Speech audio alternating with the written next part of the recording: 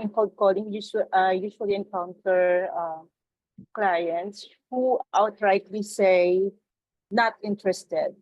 So for those types of prospects, what's the best thing to reply or respond with regards to that outright comment? Something like that happens. I want to understand how often do people tell me that they're not interested? Because the more often that they tell me, the more that I realize I'm part of the issue. I'm causing people to say, I'm not interested, right? So what we want to do is we need to look at how our introduction is.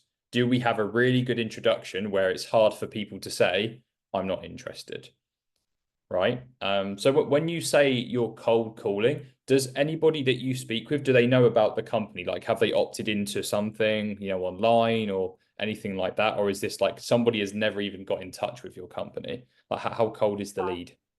Yeah, it's actually it's my experience before, and that's a problem I have encountered in my previous company. Right. And actually, the company the prospect is not yet is not aware about the company, so it's really a start as in cold calling. Right, that's literally So cold. yeah, so Because you'll be I used to offering. do this as well. I used to do like cold calling to businesses, and they didn't know who I was. It was just from a random list. They didn't even recognize us. So the main thing you want to understand is like you want to give the prospect a situation that they may be able to put themselves in, like they're actually interested in working on. You're just trying to figure that out. So for example, it's like, hey, is that City? Hi, City. It's just Taylor over here with X, Y, and Z. I noticed that you typically work on X, and we help companies to, be able to figure out X, Y, and Z through X, Y, and Z. Is this something that you would even be wanting to look into at this stage? I'm just here to see if what I'm doing would even work for you, right? So like you're just kind of basically putting them in a situation. Do they actually want to work on what it is that their business does? If they don't, no problem. If they do, then you can carry on the conversation, right? Even just like there's a way that Jeremy would do it as well, where it's like, is this City? I was just wondering if you might be able to help me.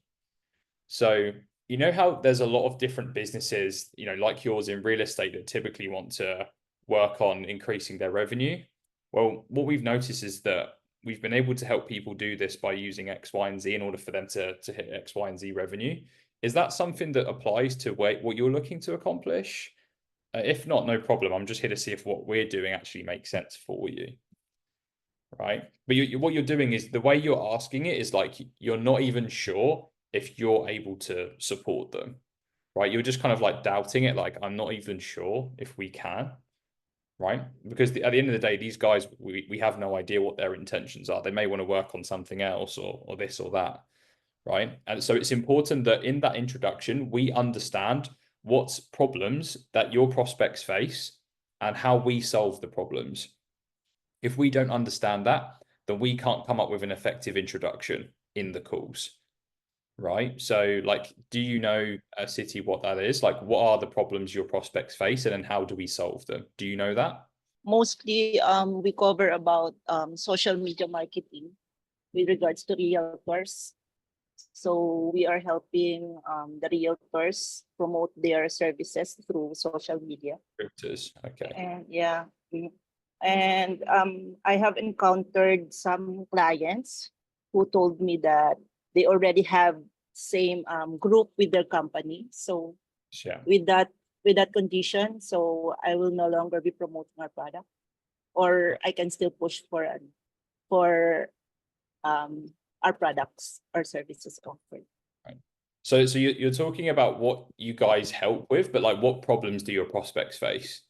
Like what even makes them want to, look into getting an agency to help them? For example, you need to think in the prospect's mind, like what would even make them want to have somebody help them with their social media?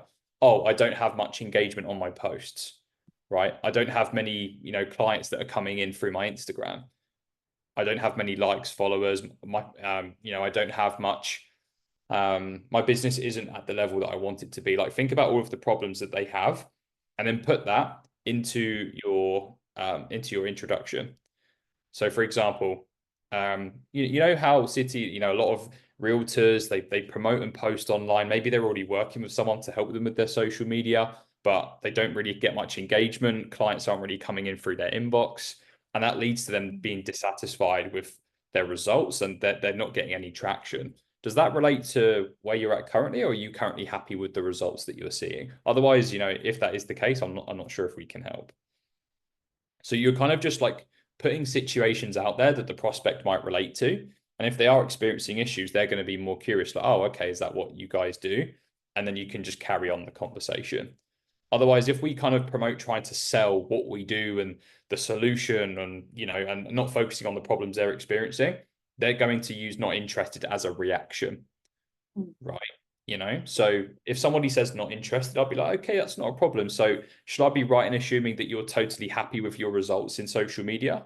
If that's the case, then I'm not sure if we can help, right? Like if because nobody really is 100% happy with what they're doing, maybe even 99, but like there's still 1% they're not happy with.